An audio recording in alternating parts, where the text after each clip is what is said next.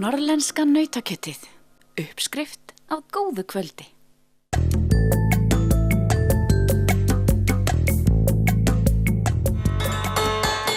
Á Þjóðlagasetri séra Bjarna Þorsteinssonar á Siglufirði ljósi varpað á þjóðlaga arf Íslendinga á lifandi hátt með myndböndum, hljóðupptökum, ljósmyndum og handritum. Aðstandendur Þjóðlagasetursins skipuleggja einnig hina árlegu þjóðlaga hátíð sem haldin verður á Siglufirði næstu helgi.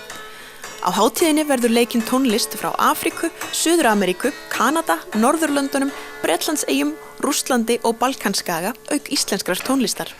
Þjóðlagahátíðin verður haldin í 17. sinn, 5. til 9. júlí og það má segja að þetta sé fjölbreyttasta hátíð hingað til. Það koma hingað listamenn frá mörgum heimsálfum og ber kannski helst að geta afríska listamenn og þetta í fyrsta skipti sem hingað koma afríski listamenn og munu vera með námskeið í afrískum dönsum og trommuslætti og verða síðan með magnaða tónleika í kirkjunni, afríska danstónleika einhvers konar og það Mamadi Sano sem frá Gíneu í Vestur-Afríku sem koma ásamt fleiru listafólki og það alveg hægt að lofa mjög sérstakri stemningu. Enda ber hátíðin heitið Afro Siglo í ár. Hverjir eru það sem koma á þjóðlagahátíð? Það alls konar fólk sem kemur hingað. Þetta ekki einhvers konar nördahátíð. Eins og nafni gefur einhvern veginn til kynna.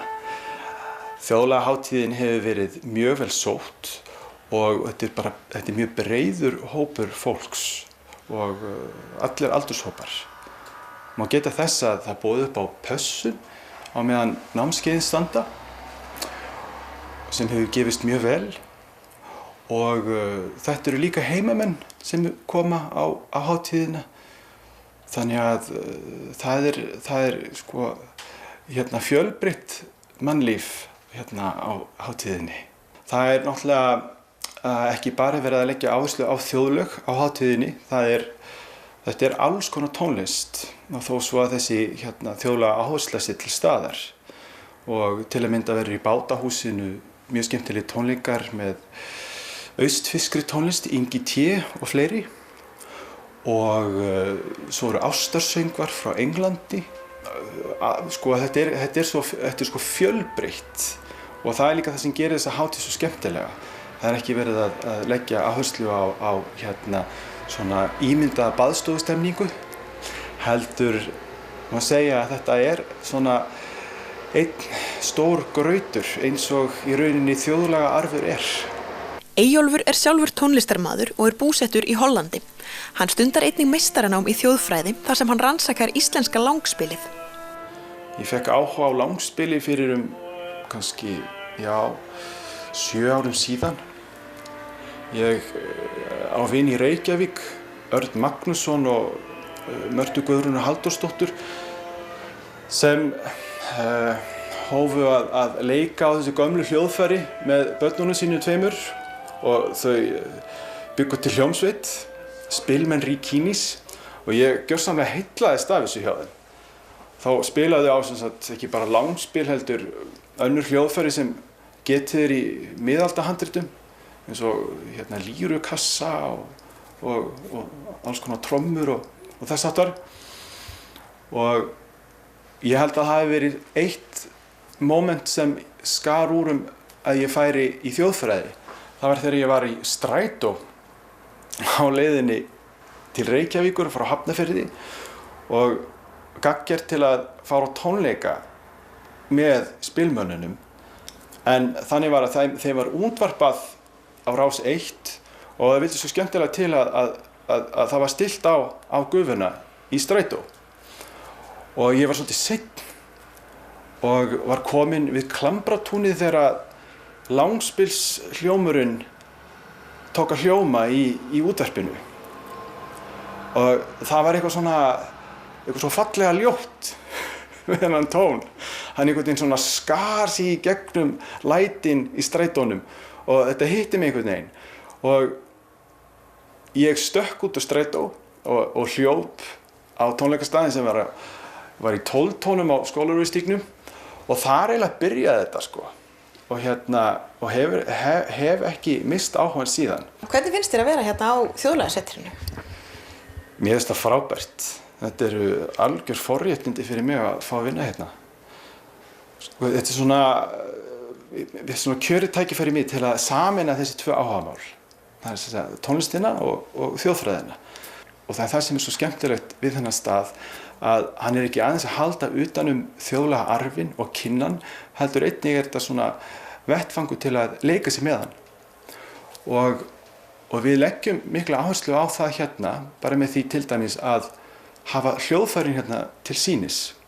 Það eru gömul hljóðfæri í glersskápum eins og á venjulegu byggðasafni. En svo eru kópjur, eftirgerðir af hljóðfærunum hérna á borðum og fólk er hvatt til að prófa hljóðfærin og ég sýni þeim hvernig ef fólk er feimið að prófa þá kannski sýni ég þeim einhver handtök. En þetta er einmitt svona það sem ég finnst skemmtilegt við svona starf, að þegar þetta gamla og nýja kemur saman og eitthvað verður til.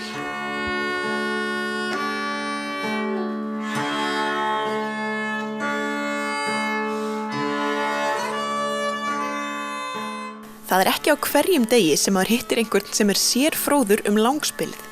Við gátum þess vegna ekki sleppt því að fá Eyjólf til að sýna okkur þetta áhugaverða hljóðfæri betur. Það sem heillar mig kannski mest við þetta er að þetta er í rauninni eins einfalt hljóðfæri eða strengjahljóðfæri og hugsast getur.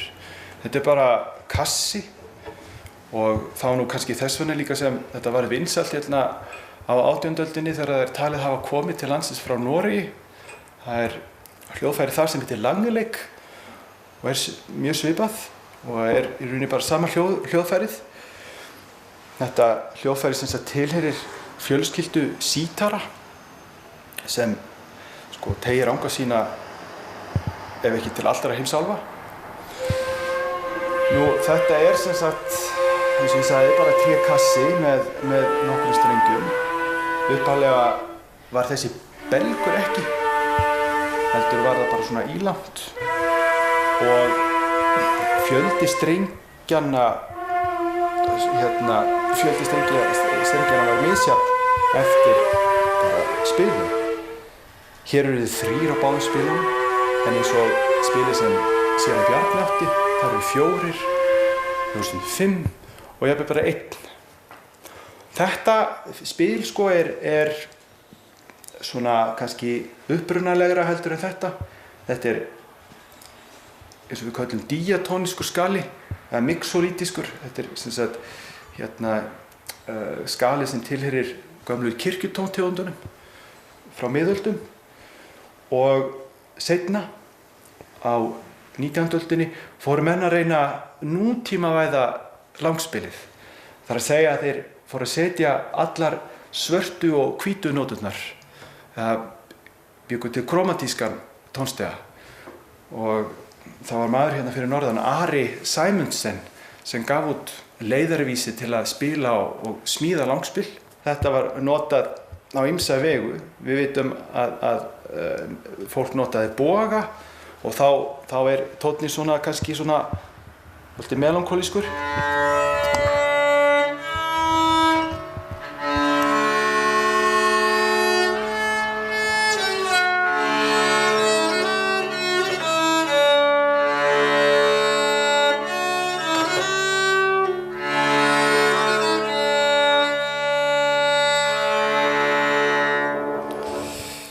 En svo er líka talað að fólk hafi dansað við langspilsleik og það er svona aðeins öðruvísi hljómur í þá en maður slær á það.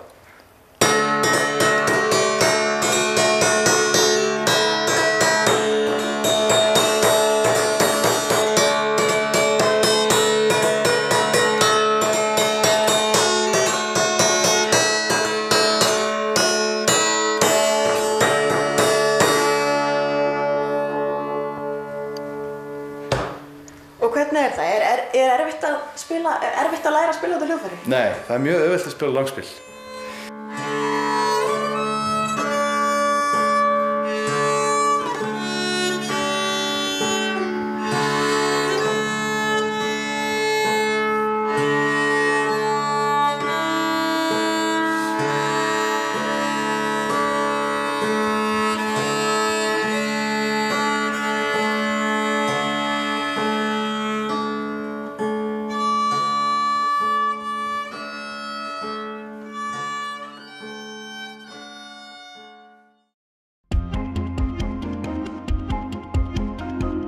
Norrlenska nautakjötið.